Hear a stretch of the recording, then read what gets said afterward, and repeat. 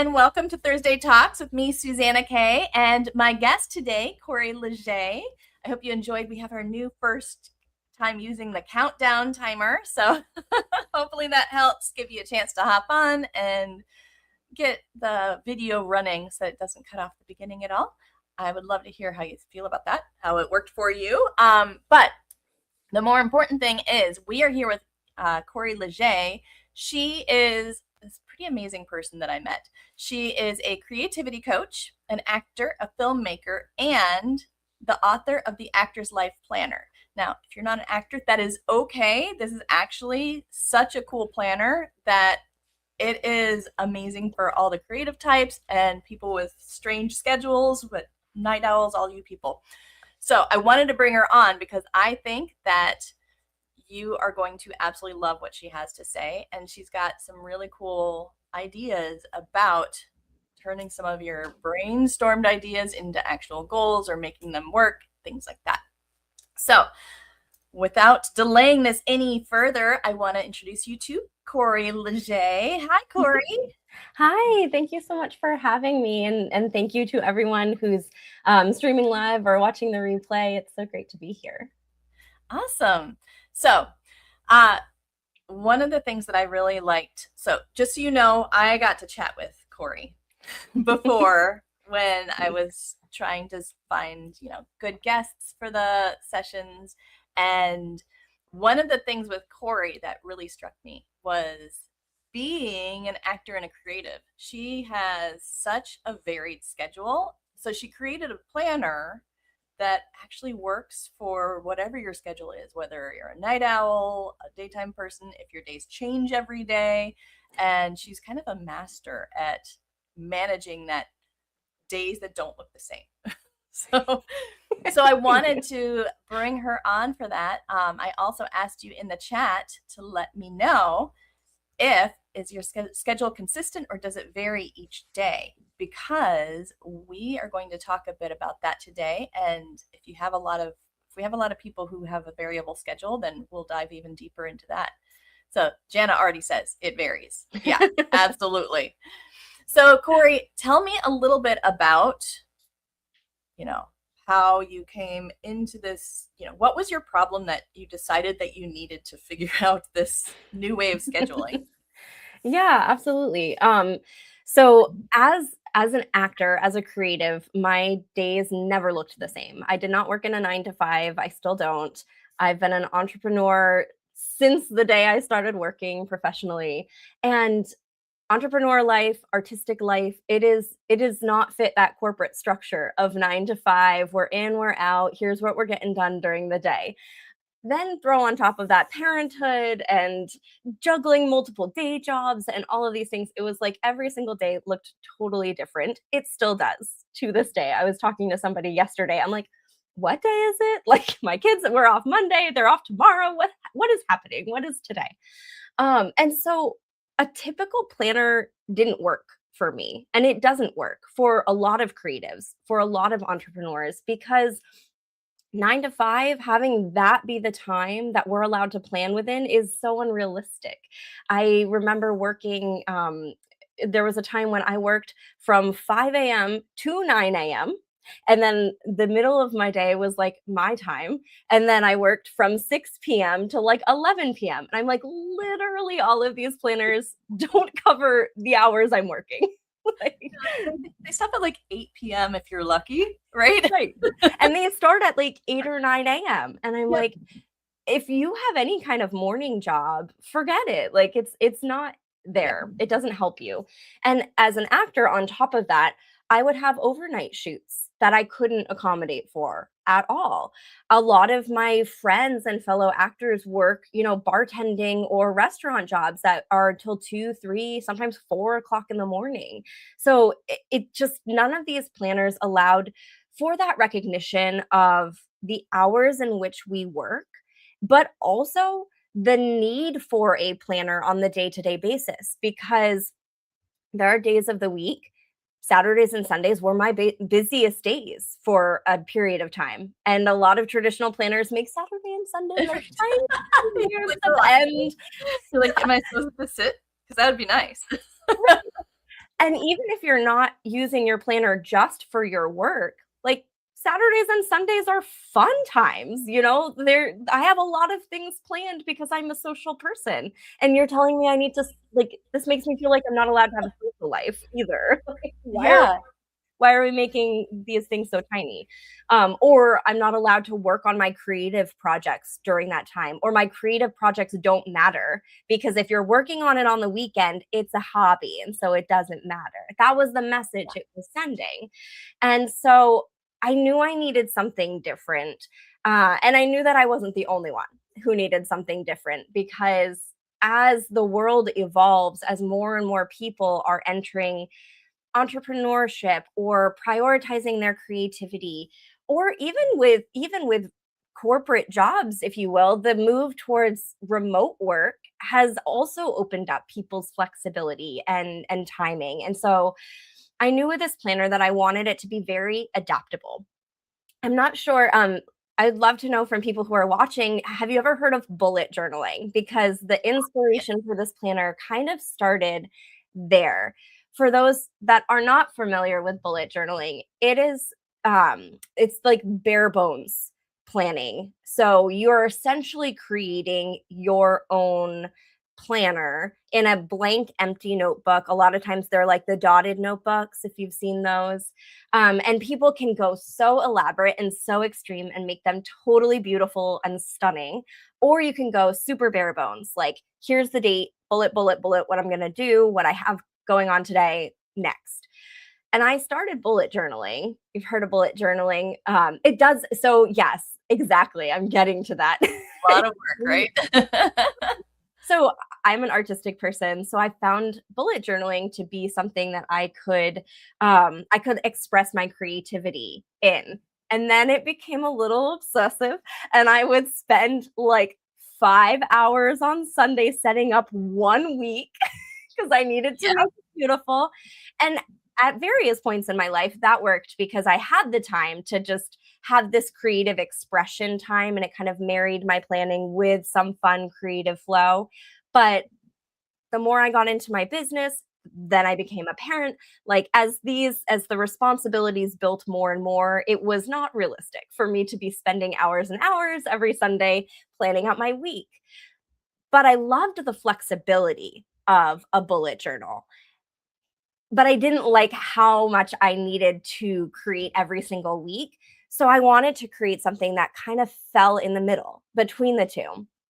So with this planner, in addition to having literally a 24-hour calendar on the daily spread so that it accommodates whatever schedule you have, whether you're a night owl, morning person, switch back and forth week to week, or based on other people's schedules if you have to. I also wanted it to be something that you could use when you needed it and put to the side when it wasn't serving you without feeling like you were wasting paper, losing space, running out of time in your planner. So it's not just undated. Like we stick with the planner for a little bit and then we stop and then we feel guilty. So then we don't Right. get back to it. Planner guilt. We failed. So I Yes. love that you built that into it. Yeah. Planner guilt is such a real thing, and I've totally fallen victim to it. And really good planners have been left half finished on my counter or whatever, because either it's dated. And so as soon as you like get busy with something and aren't picking it up as much, you've lost all of that time. And now it's just wasted space. Or even if it is undated, you still have like it says Monday, Tuesday, Wednesday, Thursday, Friday, Saturday, Sunday, and then it repeats. And so you're like, okay, I mean, it's undated, but it still goes the weekly cycle. So I might miss 5 days out of a week if I get really busy. And, or as an actor, if I get booked on a job, I'm on set 12 to 16 hours a day. I don't need a planner on those days to tell me I'm going to be on set. Like I'm doing one thing that day. It's very focused. I don't need to write it down in my planner. So having something that doesn't have a weekly repetition, it is totally and truly undated, allows you to put it aside when it's not serving you and pick it back up when you need it again without the guilt of, oh, I missed a day, you know? I love that. I love that. because there are times where we maybe have to try something different for a little bit because we have a different need. Right. But just because we stopped using that planner does not mean that that planner doesn't work for us. It means that it works for us in that specific way. So whenever we're in those types of situations, then we can pick it right back up. Right. And And even if it's yeah, right. And even if it's like for some people, I know we're talking about having inconsistent schedules today, but sometimes there might be a situation where, yeah, there's inconsistency, but every Monday, I know I'm booked up. Like Monday is my day with my kids. I don't need my planner that day. Or Monday is my day on set. I don't need my planner that day. And so now instead of having every Monday blank in my planner, and I'm just like, why am I literally killing these trees for this wasted space? right. You just don't fill out that day and then you just fill out the next day. No trees are being sacrificed unnecessarily here. So how does it work with the 24-hour planner? Like, can you show us some examples of inside? Because I'm sure that whether you grab her planner or you're like Tony says that she's defaulted to writing it on a page herself. If you write your own, either way, like it's hard to imagine how it looks. You might have to hold it in front of your face since it likes to blur the background. Come to me. Hold on, maybe I can turn off my blur on my thing. Let me. There we go. Well, yay! There we go. Okay. Sorry that it's flipped for you, but you get a sense. This is the daily spread in the planner, and so at the top there's the opportunity to just like you give the date, but then you also give what this says today is focus. So like, what's the one thing that you're focusing on for today? Then you have literally from 12 a.m. to midnight, all of the times on this side. I don't want this to be confused with me implying you should pack literally 24 hours into here. You need to sleep, you need downtime, that's important. I just don't want to tell you when you should be doing those things because everyone's different. So take up the space on here that works for you. I'll show you my day today. I just want to make sure there's nobody. I'm going to hide the name. I'm going to hide the name of a couple people. But so, I wasn't awake until my first thing was at 6:30 this morning. I was sleeping here. That's fine. Like, that's important. Sometimes I'll put a sticker there or a quote there or something to fill the space, allow it to be more fun. But then the rest of the page is dedicated to reminding yourself what your current goals are, what your current focuses are. I call them focus goals. So when you start the planner, or when I'm working with coaching clients, I encourage everyone to narrow down 1 to 3 focus goals. And we can talk about that more because that's a whole other subject. I love focus goals. The Path members, all of my Pathfinders, you guys know we always pick our intention and our focus. So there's a spot right there for it, which I love. Exactly. And then I made this intentionally small. 3 to-dos, 3 things you have to get done. And then if there's time, 3 more things. I don't want to see a list of 28 things you're expecting to get done today because it's just not realistic. And if you fly through things, great. But if you're constantly giving yourself a to-do list that's way longer than you can possibly get done, it's going to feel discouraging and demoralizing. And stressful. I know that one of the things that happens is we see that long list, and that's when it's really hard to prioritize because even if you, like, at the beginning of the week, you decided what those top priorities were, by that day, your brain might have started to question things. Now you're seeing this long list and you don't know which one's the most important, and it becomes stressful because everything feels important. And then you can go into shutdown mode so quickly because now you've got your brain, all those gears are spinning, but not on the right things. Then they're worried about how long it's going to take and getting through all the things and all the stuff that could happen instead of focusing on just what can you reasonably do today. So I love, and I do that with my own planner too. I love having just, these are the 3 things. Like, if today is amazing, I get through these things. Right. I also like to highlight, I'm like, and this one thing, like if I get through this one thing, then I will consider this a successful day and not beat myself up. These things are an amazing day. And I do like the if there's time because sometimes your brain won't stop chewing on something. Right. And, if I do have time, what do I want to work on? Right. But exactly. In the chat really quickly, I did want to, Mention hi everyone. I love seeing everybody that's here. Nancy and Vicky and Minimalish Madonna, who says, "Oh my stars, I made a live." I'm glad that you made it here during the live. That's wonderful. So many of you. Brana, your schedules vary, and that's like me. Melody is a caregiver, and she says, no 2 days are alike. That Mhm. is, yeah, sometimes as a caregiver, you need to schedule things at a weird hour because it's really the only time that you can expect to have to yourself. That's the same if like young kids, or Yep. if you have like odd jobs, or if you're a night owl. Um, yeah, Tony's heard of bullet journaling, and like she said, it looked like a lot of work. Doing it all from scratch, it really is. But I love the flexibility. I pull things out of just bullet journaling too. Yep. And let's see, Minimalist Madonna says that she's found mind mapping for her Mhm. frog projects. It's blowing her mind. I love that. Anything that you can do to kind of bring those ideas together Mhm. and really start to prioritize, and like any tool that makes it easier is awesome. Corey's going to share one of her top tools for doing that at the end. Yeah. And a free Yeah. download free to help get those ideas and turn them into actual goals and priorities. And Vicky says that she's used loose leaf notebook paper and a binder, and she just uses a page or a half page for the day. And she'll set up in 7 rows, 1 row per day, with the menu on the far right, calls in the near center.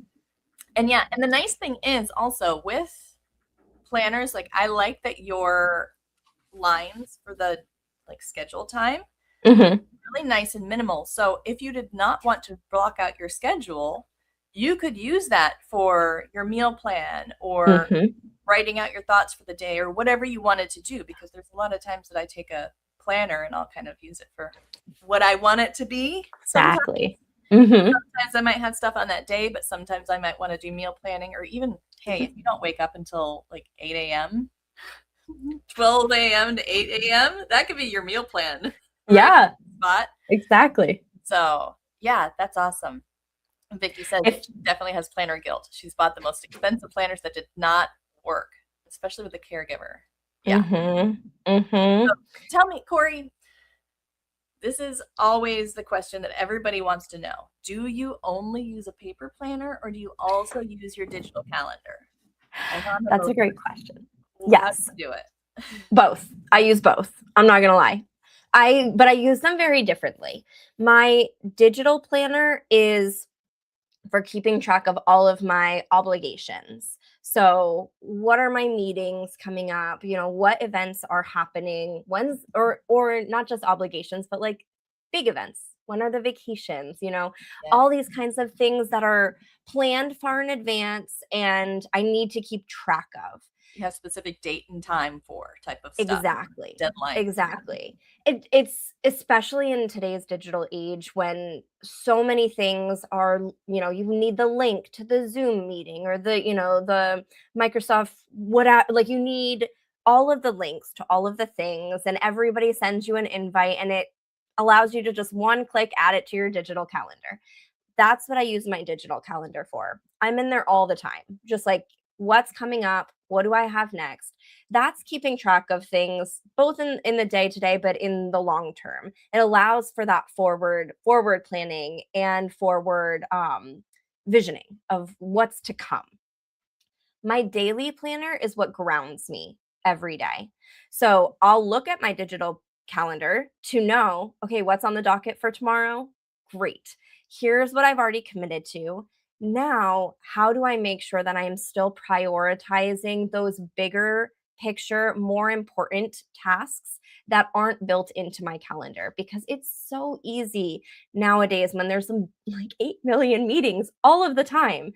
How do you still prioritize moving forward the projects that actually matter to you that nobody else is going to prioritize for you?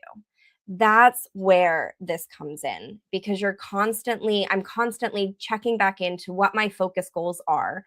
And my focus goals are those goals. They're not the goals somebody tells me I need to be doing. It's not my day job telling me, this video needs to be done by this date. No, those are not focus goals.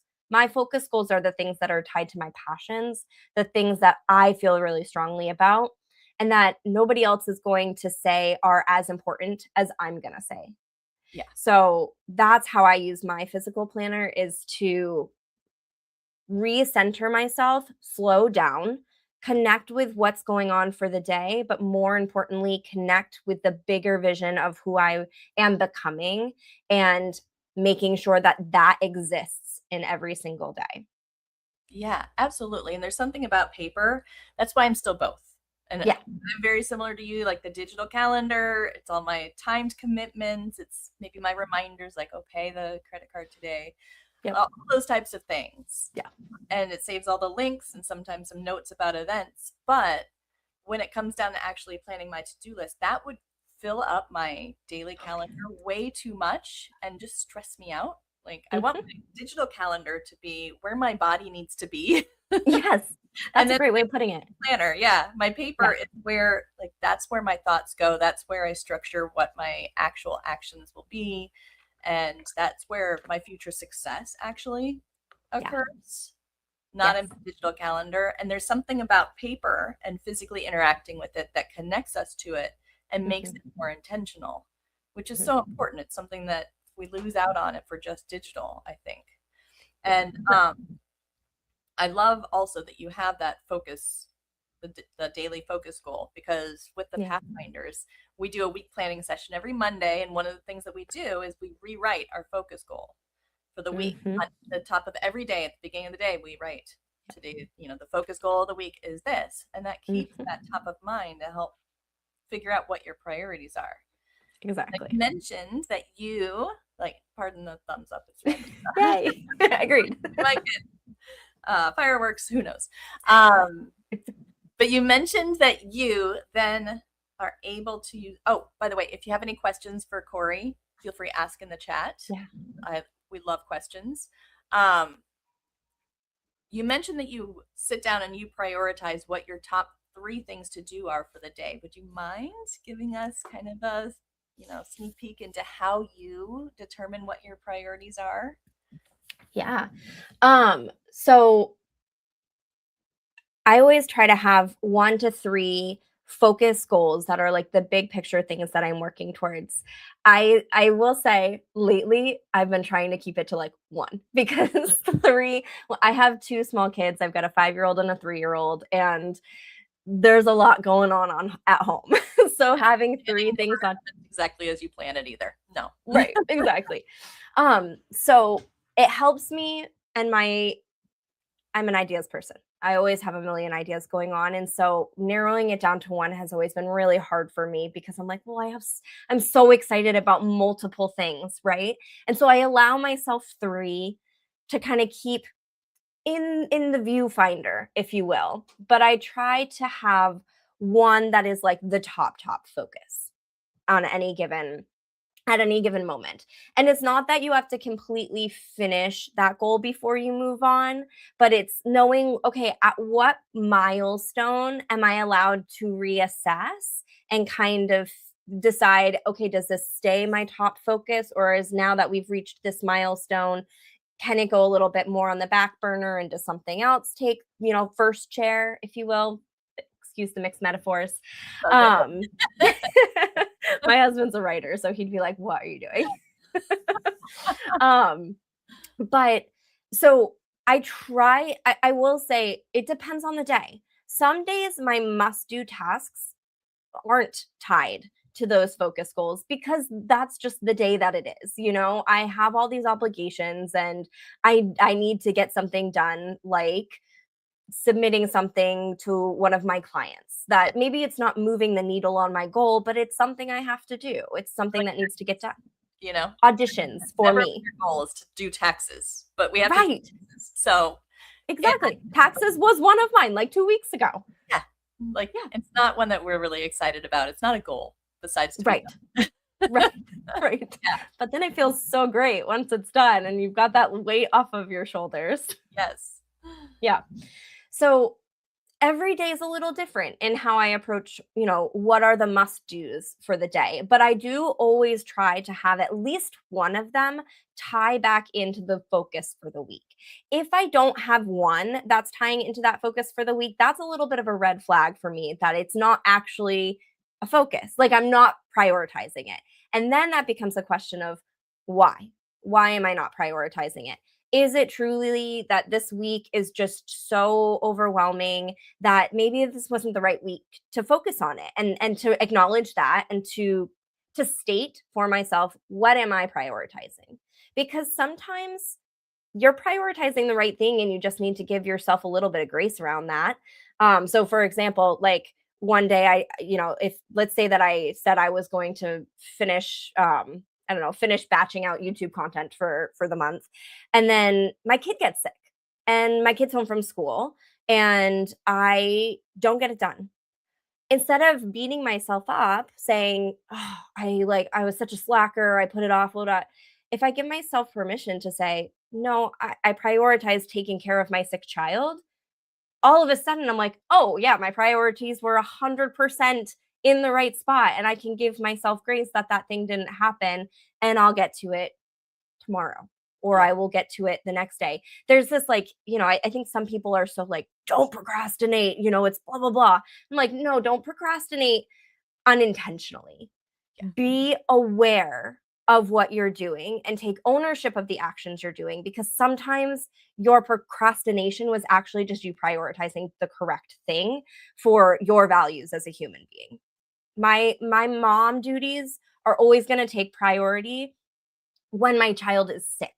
Now, if it's my mom duties are taking priority 100% of the time because I have mom guilt and I can't possibly prioritize myself over them because, well, then that's a problem because now it's not aligning with my values as a human because I also value my creative work. So being able to call out what you're doing and having those little check-in markers for yourself about, are you doing what you value? Or are you behaving in a way that's contrary to your values? I think that's the most important piece right now. Yeah. Tony's going through it right now. She says her Yeah, asthma baby's home for her annual sick flare. She says it's absolutely her priority. Yeah. exactly. When there's a true need, Right. then it's not procrastinating. And sometimes also when you've been working so hard, thinking about different things and doing a whole lot, sometimes that procrastination is also your brain's signal of you need some time to just let your brain process everything. Mhm. So we can't go 24/7. We can't even go like a full workday straight. We're not intended to, do 9 to 5 with just a Right. lunch break and be entirely focused the whole time. It's just that's not how it works. Our energy might vary each day. Some days we might do 4 days of work in one day. Like that was me yesterday. It was great. And then I know that today is going to be more like the because Mhm. my brain's like, no, I did my work. Like I'm now off, whether Yes. I want it to be or not. Right. So yeah, forgiveness happens to be one of the best things that can help with Mhm. procrastination. Giving yourself grace and forgiveness and not trying to force yourself, and then just kind of exploring. Am I like not feeling safe in some way about doing the task that I'm procrastinating on? Am I procrastinating with everything as a whole? That's usually your body's sign of going, dude, I'm tired. Yeah. Can we just give it a break? Right. So that's like a good chance to just sit back and let your brain process and just ask questions without guilt because we all procrastinate, whether Mhm. you see them say it on social media or not. I'm sure like Right. Bill Gates, Oprah Winfrey, Barack Obama, whoever, they all procrastinate. They just don't let anybody know about it. But Right. you're And talking sometimes procrastination can look incredibly productive. I don't know if you right. fall victim to this, but I'm a procrastinator all the way. I'm like, give me all the Yep. courses, like teach me all the things. I love to learn and I will stay in the learning mode for as long as possible until it's like, okay, no. But that's another way, like another reason why these daily check-ins are so important. And that's how I really view physical planning is it's a daily check-in. Am I behaving the way that is supporting the life that I want to be living. And let's not put this like huge high expectation that we're going to every day. We won't. It's just like we're human. We need down days, we need breaks. Like it's okay. But if you're noticing that it's like you're not every day or most days, then that's a time to like, okay, let's take a step back and reflect. Why is this hard? What's getting in the way? And then what changes, small little tweaks can we make so that it's a little less hard and a little more manageable? Yeah. And when you have a planner, like instead of flying by the seat of your pants and just a to-do list, that Mhm. planner can kind of show you what you chose to do. So Yeah. then you can look back and have more of an informed uh, record of what Mhm. you did. Because there's times where we feel like we're not doing anything that's moving the needle, or we're not doing anything that's meaningful. But then we look back, we go, oh, I forgot about all that, because your brain Yeah. does not remember what you finished Mhm. as much as it remembers what's still to do. Yeah. So you can get credit back in your brain. Okay, I did all these things. Or you can also see, what am I choosing to do instead? And then Yeah. you can find out. Tell me in the chat what you are. If you're a procrastinator learner, a procrastinator, a procrastinator Mhm. researcher, a procrastinator, reorganizer. There's so A many. procrastinate planner. It's funny because Yep. a lot of people get stuck in the, oh, let me get the perfect plan Mhm. and then I'll take action. Write my And list. Yep. let me get all the things out. I'm gonna have the perfect. And I've done this. I've been like, let me just get the perfect like 30-day launch plan. And I'm gonna have everything like on this day I'll do this, and on this day I'll do that. And then it's like it takes me a week to do it, and now I'm a week behind. And then I'm like, oh, and then it's like, oh, new idea, break shiny object syndrome. Yeah. Yeah, It'd be great if you had an employee who could then just take that plan and run with it. But we don't right. need the plan to the level that we're like delegating it. Yes. It's Yeah. so funny. Yeah, Melanie says, I'm a pet setter and my days are not always very routine. I rarely use a digital planner. I'm still a paper calendar person.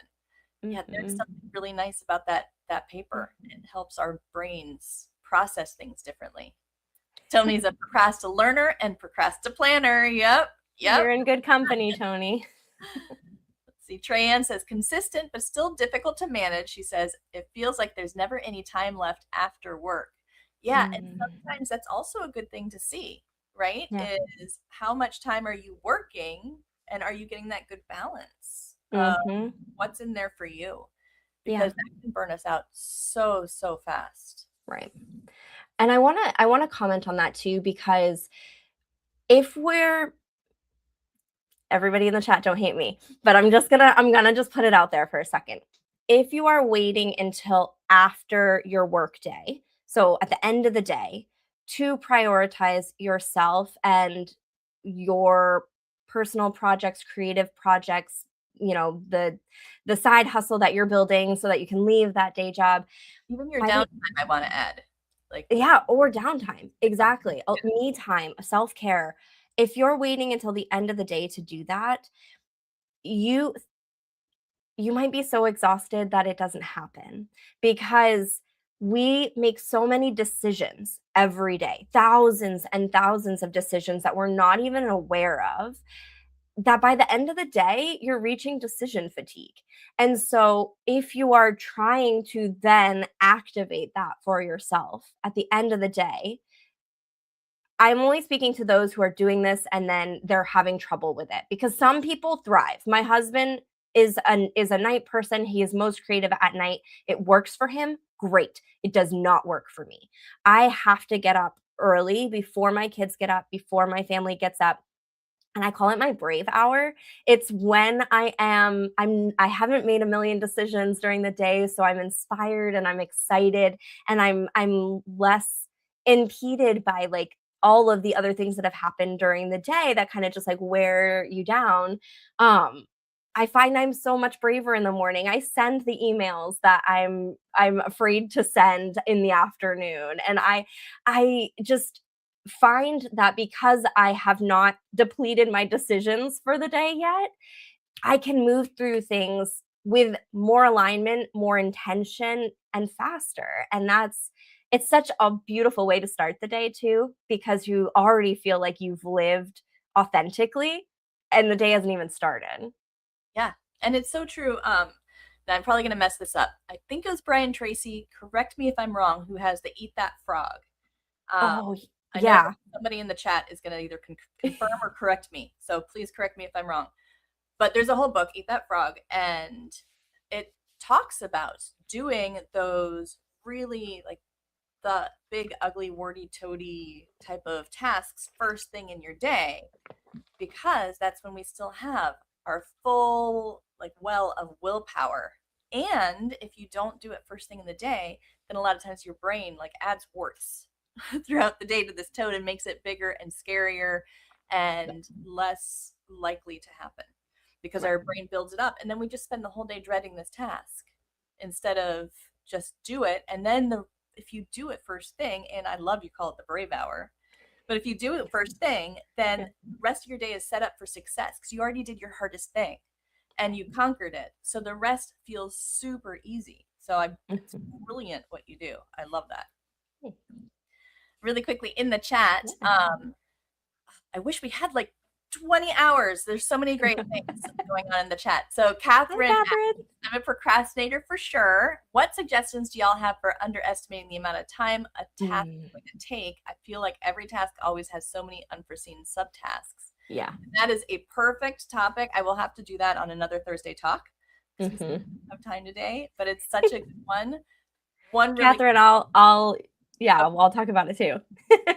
so yeah, Corey will get with you and she'll talk about it with you offline. But also, one of the things that I like to do is say, kind of double the time that you think it's going to take, and then if you have extra time left, then you'll be able to see, okay, how much extra time did I have left? And that's where you can actually do all those things that never make it onto your list, like sending that card or Mhm.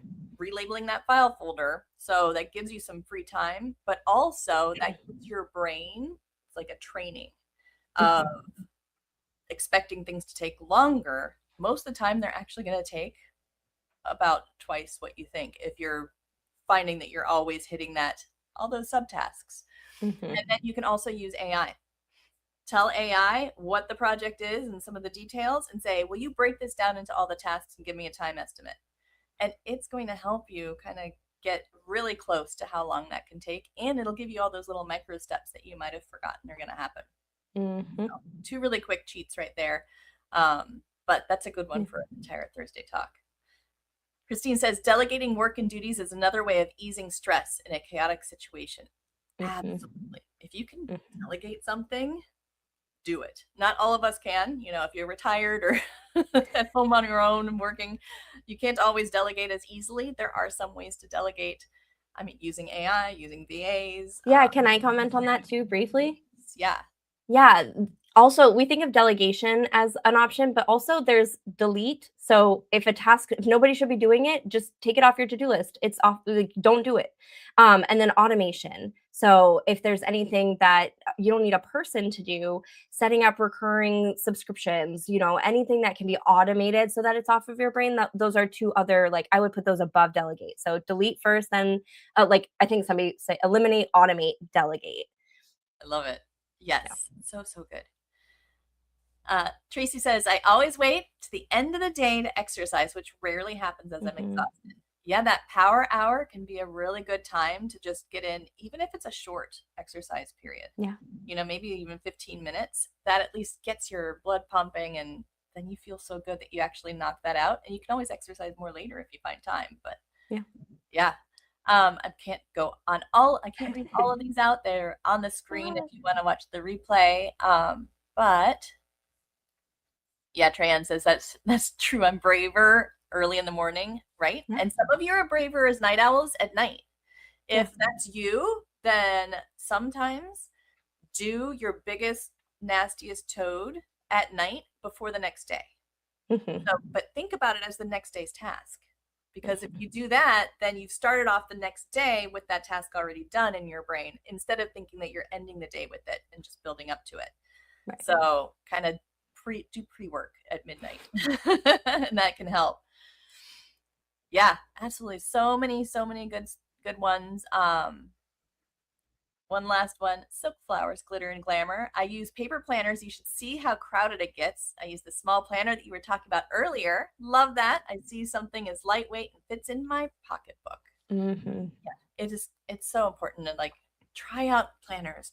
Find what works for you. Feel free to pause and then go back to a planner again. Hopefully it is undated, truly like Corey's. But this has been so good. I could talk to you like forever, just forever. Same. But we can't, not today. I'll have to have her back. If you want Corey back, let me know in the chat and tell me what topic you would love to hear from her. Maybe she could either come back or connect to some of her resources that can help you. But Corey actually has a free resource for you. Yes. Let's wrap it up with telling you she has Stop Dreaming and Start Creating workbook. The link is on the screen, but it's also in the description of the video. So don't worry if you don't see it on the screen well. Check the description of the video. Tell me a little bit about this one, Corey. Yeah, so this is actually kind of, it came from the planner, to be honest. It is the initial steps of figuring out what those focus goals even should be. Because if you're anything like me, you've got a million projects going on in your brain and you're like, oh, that would be fun. Oh, that would be cool. Oh, I really should do that. And there's so many going on. But you can't make progress on all of them all at once. And say a lot of people, I like to say, as many people do, you can do anything, you just can't do everything at once.